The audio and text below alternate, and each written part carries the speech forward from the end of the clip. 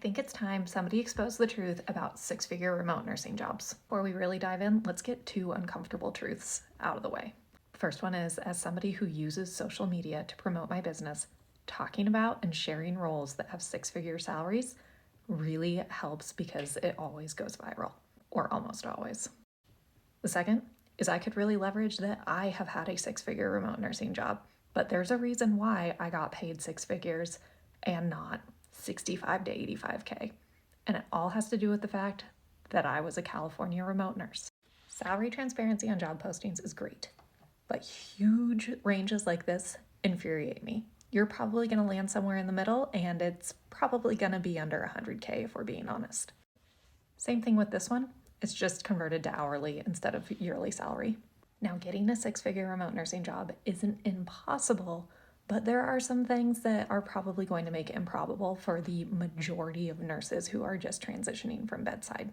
You'll often need to live in a high cost of living state, like me in California. I transitioned without experience, but I was working and living in California. Our wages are higher. Same goes for like the East and West coasts. You'll often see higher salaries. This is the geographic determinant you'll see in salary disclaimers.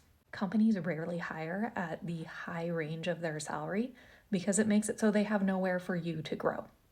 And you're probably not applying for roles where you have 100% of all of their required and preferred requirements.